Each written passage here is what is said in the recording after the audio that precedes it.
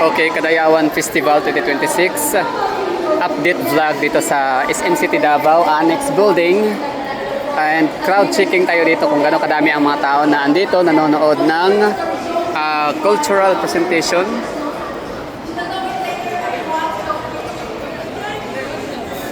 Yun yung crowd check natin, no? Daming tao nanonood yan sila sa Hiyasang Kadayawan Cultural Presentation August 9 dito sa may SM, no?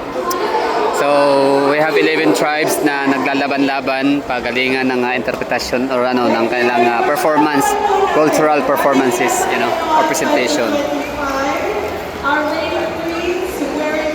So ganyan kadami ang tao kanina, marami dyan, ngayon wala na. Siyempre tapos na yung performance, and malalaman yung result by August 15. So gaganapin na ang event dun sa may USIP, University of Southeastern Philippines, sa may Obrero. So ganyan kadami ang mga Davaoenyo, nakakatuwa, no, na very supportive ang mga taga Davao, lalo yung mga kanilang mga tribo.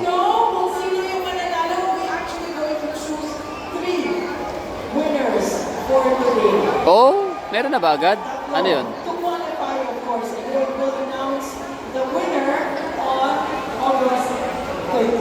Ano yun? Ito muna, tawagan ka muna to dahil maramihan ng supporter. Nasaan dito ang cultural community ng ATA? Yun. Pagbobong Talata! Yun, dami. Pagbobong Tagabawa! Yun, marami din. Makigsalo! Yun. Mas malakas pa to, ha? Ubong Manubo! Galing. Tiranon! Yun. Gaba! Maguindanao! Lunao! Sama! Yun, dami. Sama pa na. Maraming salamat sa inyong participation. Bangsasama pinakamarami. Allow me to introduce to you. Ayan na yung crowd dito. Yan yung mga sumusuporta, nanonood ng cultural presentation sa ating Hiyasang Kadayawan. So ano pa lang ngayon, August 9, so meron pang 6 days, no, na aantayin o rehearsal, no, ng mga contestanta. Ulitin ko, we have 11 tribes, 4 from Lumad and 7 naman sa Muslim. Of course, we have the regional director of the Department of Tourism, Richard Tagawa. So dito sa Davao City, lahat ng establishments, businesses ay nakasuporta. Nakikiisa sila sa Kadayawan Festival at meron silang tinatawag na Kadayawan discount promo, mga ganyan, sale. May mga piling mga items and brands na ayan, namibigay siya ng discount dahil nga sa Kadayawan.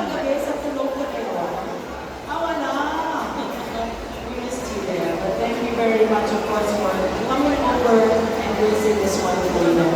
The official tabulator of Hiyasang Kadayawan is SGB and Company, and a member firm of Ernst and Young Global Limited. All scores from the judges. Okay, so ito yung annex na. So ang gagawin natin, lakad tayo papuntang main building. Tingnan naman natin kung gaano kadami ang tao doon na nag-iikot, namamasyal, kumakain, nagsa-shopping. Wala pang wala pang Christmas kasi usually dagsa yung tao kapag Christmas season, no? Pasko, mga bear months, December talaga. Pero ito, August, so since merong ang festival, so dito rin natin malalaman or mararamdaman na talagang dinarayo ang festival ng Davao City kasi maraming tao sa shopping mall, sa mga malls, no? Punuan. So kung hindi pwede sabihin natin na kaya maraming tao dito dahil sa merong event nga, cultural presentation. Pero malalaman nga natin yan sa may unahan, kabilang building, sa main. Samsung daming tao,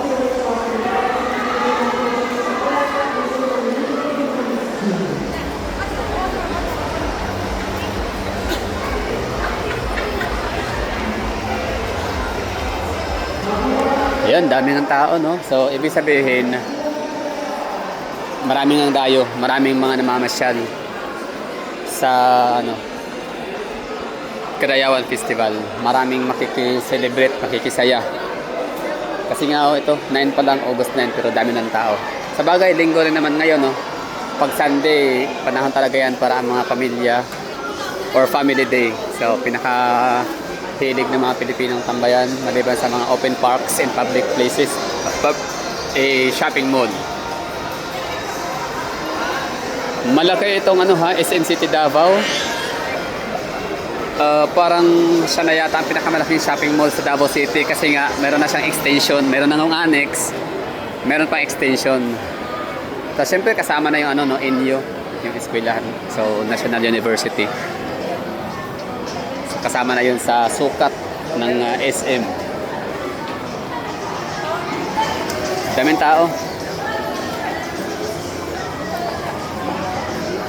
So mula rito, I mean yun na nga, nasa ano pa rin tayo annex. Pagka lagpas natin dito sa alley na to, main building na siya ng SM. Tapos diretso pa tayo sa may annex nang makita natin kung hanggang doon pa rin ba abot ang maraming tao. So bawat lugar, bawat portion may kanya-kanyang rason, no? Bakit ang mga tayo andun. So doon sa annex na pinuntahan natin, kapag ka normal days, walang event na ginaganap doon sa may atrium, ang mga tao ay naandun na napupuntahan para mag-shopping sa Uniqlo. At andun naman yung mga gadgets ng mga cellphone. Tapos kapag dito ka naman sa main building, ito na yon, main building. So andito naman yung mga grocery sa ilalim. Diyan naman yung mga department store din, no? Yung mga boutique, mga shop, yan o, mga tindahan. Tapos food court sa baba. I mean dito pala sa second floor. Tapos meron sinihan naman ng araw nung hindi pa nagkaroon ng extension. O nga pala, saan na ba ngayon nakalagay ang ang sinihan dito sa SM City Ecoland? Dati kasi dalawa no, magkabitan doon sa north and left and right wing. Dahil nga sa itong sa may left wing, wala tayong makitang sinihan na ngayon dito kasi nga tinanggal, parang binakpak dahil sa nagkakaroon na ng extension.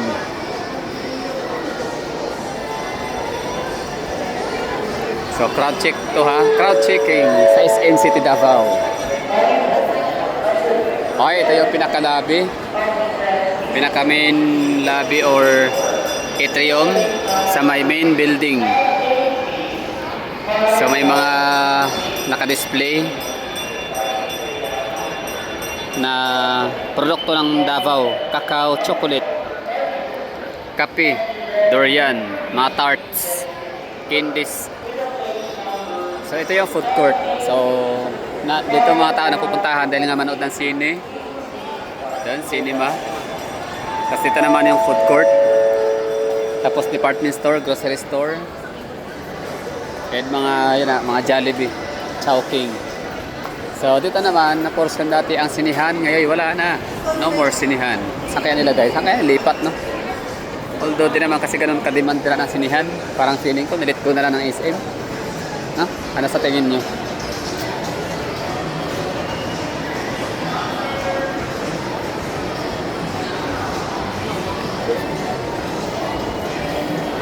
Okay, so maging dito sa annex, extension.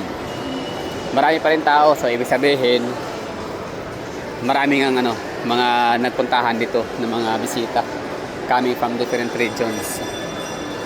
Sa mga taga Socsargen, Zamboanga Peninsula, Northern Mindanao, Barm Region, and Caraga Region.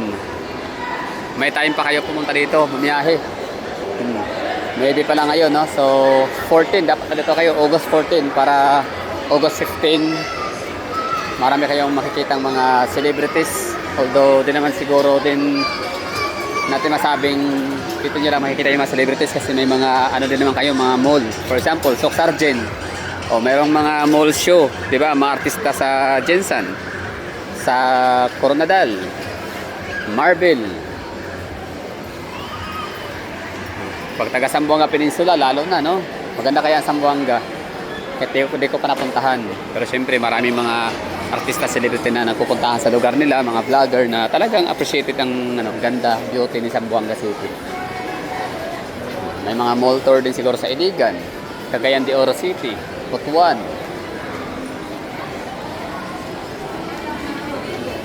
Okay, dito na ako sa extension ng SM. Ito yung bagong open. Ang ganda ng ano, no? Design. Ang ganda ng ano, interior or interior design. Basta. So, daming tao. Restaurant. Sabi nga nila, naghihirap ka ang Pilipinas. Pwede, economy, no? Pero hindi ibig sabihin na walang pera. May pera pa rin naman. May time pa rin kumain sa labas. At saka hindi naman tayo laging kumakain sa ano, di ba? Sa restaurant. Maliban na kung sobra-sobra pera nyo. Pahingi naman. Joke lang. Okay, so Bufalos, Macau. Daming ano dito pagkainan. So, isa dito sa mga rason bakit maraming tao dito. Siyempre, meron ng Starbucks.